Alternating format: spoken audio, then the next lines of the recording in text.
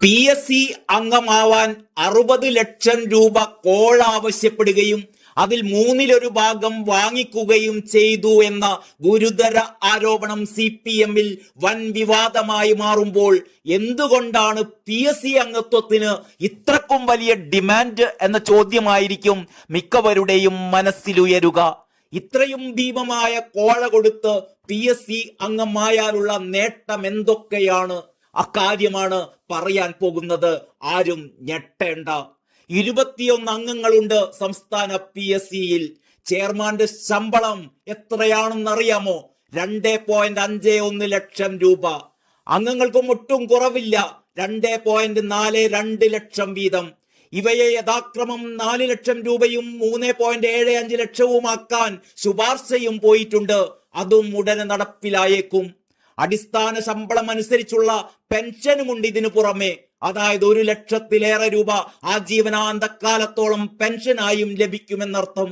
ഓരോ അംഗത്തിനും ഇതിനു പുറമെ ഡ്രൈവർ, കോൺഫിഡൻഷ്യൽ അസിസ്റ്റന്റ്, ഡഫേദാർ, കിലോമീറ്ററിന് 15 രൂപ യാത്രാബത്ത, കാറില്ലാത്തവർക്ക് അത് വാങ്ങാൻ പലിശരഹിത വായ്പ, ചെയർമാന് താമസിക്കാൻ AC വീട്, ആയുഷ്കാലമുള്ള ചികിത്സാ ചെലവ് മുഴുവനായും റീഇംബേഴ്സ് ചെയ്തെടുക്കാനുള്ള സൗകര്യം, പരമാവധി 6 വർഷം ഇരിക്കാവുന്ന ഉദ്യോഗത്തിന് ഇത്രയും ഗംഭീരമായൊരു പാക്കേജ് വേറെ ഏതെങ്കിലും ഒരു സർക്കാർ ജോലിക്കുണ്ടാവുമോ എന്നൊന്ന് ആലോചിച്ചു നോക്കുക. ഇപ്പോൾ ഇവർക്ക് കിട്ടുന്ന 1 ലക്ഷത്തിലേറെയുള്ള പെൻഷൻ തുകയും ഇരട്ടിപ്പിക്കാനുള്ള ശുപാർശ മന്ത്രിസഭയുടെ പരിഗണനയിലാണ് എന്ന് ഓർക്കണം. ഇതിനേക്കാൾ ഞെട്ടിപ്പിക്കുന്ന കാര്യം അംഗങ്ങൾക്ക് പ്രത്യേകിച്ച് ഒരു യോഗ്യതയും വേണ്ട എന്നുള്ളതാണ്. മന്ത്രിമാരെക്കാളും ചീഫ് സെക്രട്ടറിയെക്കാളും ശമ്പളവും പെൻഷനും മറ്റാനുകൂല്യങ്ങളും ഉള്ളതുകൊണ്ടാണ് PSC അംഗത്വം കച്ചവടച്ചരക്കായി മാറിയത് എന്ന് കോൺഗ്രസ് നേതാവ് ചെറിയാൻ ഫിലിപ്പ് തന്നെ പറയുന്നു. അതും കൂടാതെ ലക്ഷങ്ങൾ കൊടുത്ത് അംഗത്വം നേടുന്നവർ ഉദ്യോഗാർത്ഥികളിൽ നിന്ന് ലക്ഷങ്ങൾ ഈടാക്കി കൊള്ള ലാഭം നേടുന്നതായും അദ്ദേഹം ആരോപിക്കുന്നു. അതായത് ശമ്പളത്തെക്കാൾ കിമ്പളവും കിട്ടുമെന്നർത്ഥം. ഇതൊന്നും രഹസ്യമായ കാര്യമല്ല, അങ്ങാടിപ്പാട്ടാണ്. നിയമനങ്ങൾ കുറയുന്ന, റാങ്ക് ലിസ്റ്റുകൾ റദ്ദാവുന്നത് പതിവായ സാമ്പത്തിക പ്രതിസന്ധിയിൽ നട്ടം തിരിയുന്ന കേരളത്തിന് പ്രതിമാസം ലക്ഷങ്ങൾ മുടക്കി 21 അംഗ PSC-യെ ചുമക്കാനുള്ള ത്രാണിയുണ്ടോ?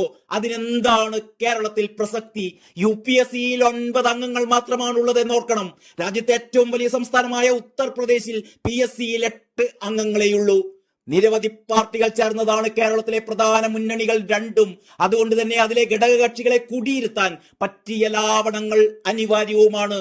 അതിനാലാണ് ഇപ്പോൾ PSC-യും ദേവസ്വം ബോർഡും പൊതുമേഖലാ സ്ഥാപനങ്ങളും കോർപ്പറേഷനുകളും ഒക്കെ ഇവർക്ക് വീതം വെച്ച് കൊടുക്കുന്നത്.